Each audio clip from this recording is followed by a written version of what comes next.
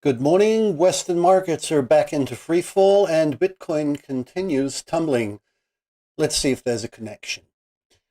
The Russell led US indices down yesterday by nearly 1%. The dollar is slightly down this morning as mortgage applications fell yesterday to 1.2% week on week, perhaps because of that four-tick increase in mortgage rates. And the Canadian dollar is up by 0.25% as consumer inflation improves to 3.4% year on year. The DAX lost 1.77 yesterday, leading Europe down, with futures hoping for a retracement maybe later today. The euro is slightly up after April's CPIs improved to 1.6%, but that inflation has consumers worried, which could curb markets. Asian benchmarks are mixed again today, with the Shanghai down, Shenzhen up, Hong Kong down 0.33%, mainly on commodities, and the Nikkei up 0.25%. New Zealand's Dow was decidedly up 1.87%, with the dollar nicely up on improving economic forecast for August. And excuse me. And in China, the People's Central Bank maintained its interest rate for the 13th month in a row. That pushed the yuan down 2 pips. The yen barely acknowledged continued good news in Japan, the trade surplus exceeding expectations at 255 billion yen, which is down from March's 662, all thanks to a 12-year record export rate. That's up 38% year on year. The Tankan index was up to 21 points in May, but machine orders missed the expected 6.4%, with a mere 3.7% increase. But that's compared to February's 8.5% contraction, so the news is still good. In Australia, employment fell 0.2 to 5.5%, but the participation rate fell 3 ticks to 66%.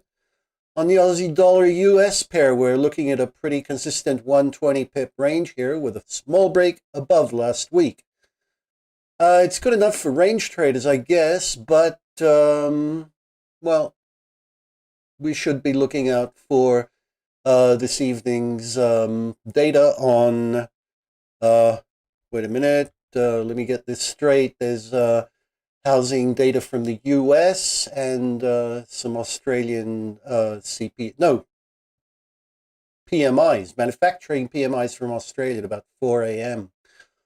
Oil is back on the upswing after the EIA reported a better than expected 1.3 million barrel increase in inventories, which momentarily quashed prices down to a one-month low, $62, before recovering itself back into its week-long range.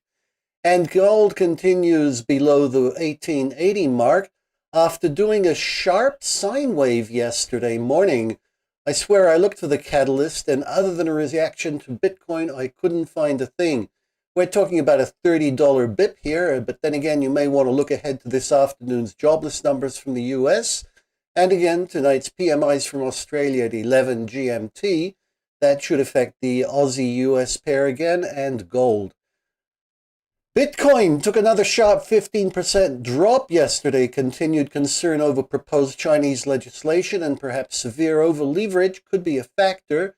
China is offering to ban all payments using the token and using it in any form as a coin of exchange.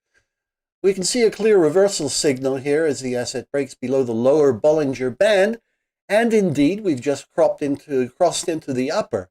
The RSI is also positive, with quite a way to go before it becomes actually overbought. The MACD confirms it all with a cross above its signal, a failure to break back below, and although we're not quite positive yet, we do see some signs of optimism. Again, remember, we're up against a huge economic power that'll do anything to clear the way for its own digital yuan, so I'd wait to see if we stabilize within that upper band before looking for a buy point. The EU continues to try curbing social media giants that make loads of money from fake news and disinformation. They're expecting them to sign a pledge and downsign their offerings. Yes, Twitter, it seems, is also in for jostling after finding its artificial intelligence algorithm crops out men of color. Now, nobody can figure why it does that, but they're disabling auto-cropping for now. Amazon, on the other hand, has just landed another 5 lawsuits on sexual and racial bias amongst its workers. AMD has announced a $4 billion share buyback. Ford has put its projected Q2 production loss at 50%. due to continuing chip shortages. And Intel shareholders have rejected a new compensation plan for their executives. Target and Lowey's both exceeded expectations in Q1 earnings reports, the former producing a $361 EPS on a 23% increase in revenues to $24 billion, and the latter a $3.21 EPS. Target announced a 90-day increase in same-day deliveries, which can't hurt. Cisco also surprised to the downside with 83 cents as revenues. They missed the mark, 6% rather than 8 on a 7% increase in revenues to $12.8 billion. Today we're expecting 10 cents on the New York Stock Exchange and Manchester United in London. Come back tomorrow for our Friday edition where we'll be discussing the transcriptional ramifications of partitional efflorescence on particular data in a phosphorylagical dirge. Goodbye.